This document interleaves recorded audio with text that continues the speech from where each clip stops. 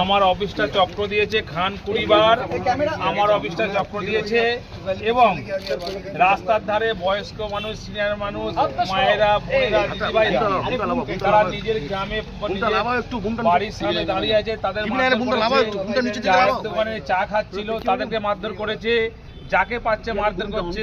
এই ধরনের নির্যাতন যেভাবে ইসিআই অর্ডার দিয়েছেন কি জানি না, কিন্তু এখানে পুলিশ অবজারভার এবং সিআরপিএফ যে ধরনের নোংরামি করেছে তার যোগ্য জবাব ফলতা সাধারণ মানুষ ভোটাধিক পদ্ধতিতে এবং গণতান্ত্রিক পদ্ধতিতে দেবে, এটা আমরা বিশ্বাস রাখি।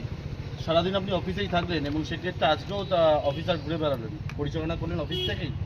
আজকের না, আমি যতগুলো ইলেকশন করেছি প্রত্যেকটা ইলেকশন এইভাবে আমি অফিসের ভেতর থেকে কন্ট্রোল রুম খুলে আমি অফিসের ভেতর থেকে আমি ভোট পরিচালনা করি।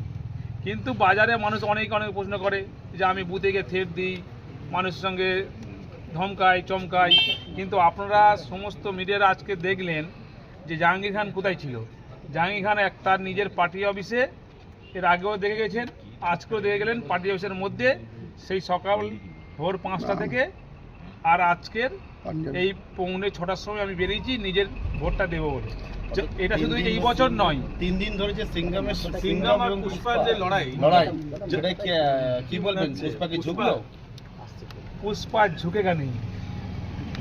जहांगीर जी, आपके यहाँ पे लगातार जयपाल शर्मा पैरा फोर्सेस को लेकर चल रहे हैं, लाठीचार्ज हुआ है कई जगह पे।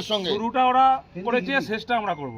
হিন্দি সেটা আগামী 4 তারিখের পরে আপনারা জানতে পারবেন, দেখতে পাবেন। প্রত্যেকবার একটা শব্দ খেলা হবে, খেলা কি হলো?